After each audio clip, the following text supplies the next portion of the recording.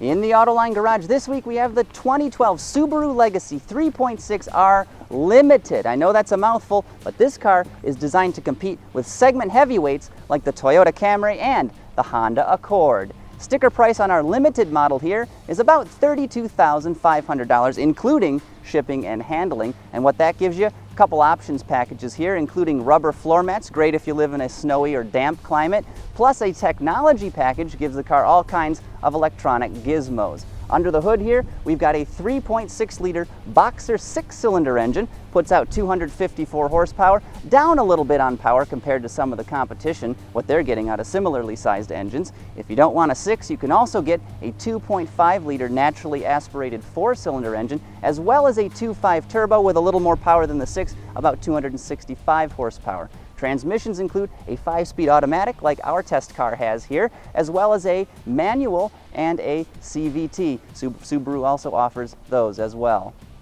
Moving inside, our Legacy Limited is pretty well turned out. The dashboard is made of hard plastic, but at least it is attractively grained. The door panels, however, are soft to the touch, very nice for your elbows, as is the leather, soft and buttery smooth, and the interior is pretty well put together. Other Subarus I've driven have been quite squeaky and rattly. This one, I'm happy to report, is rock solid.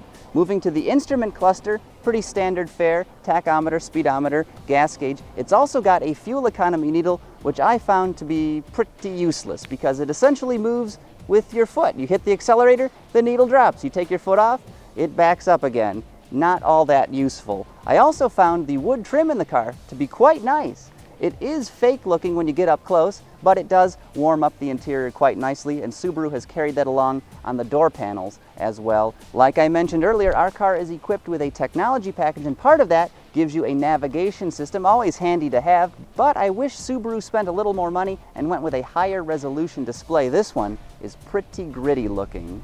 From behind the wheel, the Legacy is an all-around competent car. It's not the best sedan in its class, but it's not the worst one either. It's got a reasonably smooth ride, it handles reasonably well, and it's got a pretty big back seat. And I love that Boxer 6 under the hood. It's got a mean growl when you step on the throttle.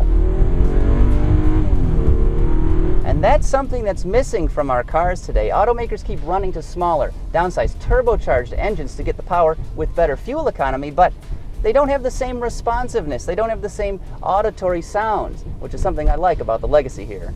That being said, I hate the transmission. As I mentioned earlier, it's down a couple gears compared to what the competition has. That would be fine, except for the fact that it jerks and bangs. It's like you can catch the thing off guard and it'll hammer its way into gear. Not smooth at all. That behavior needs to be corrected.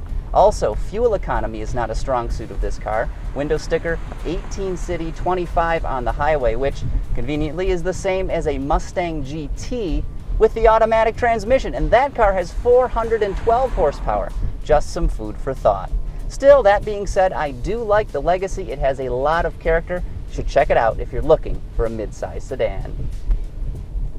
At Bridgestone, we are highly passionate about tire performance. And today, we want to announce our intent to take our passion and technologies and bring them to the world of sports. I give you the Bridgestone Performance Balls and puck. Some of the world's great athletes will be helping us test these new products, which have the potential to revolutionize sports as we know it. Mr. Vitale, you must have a question. At Bridgestone, our passion for performance knows no bounds.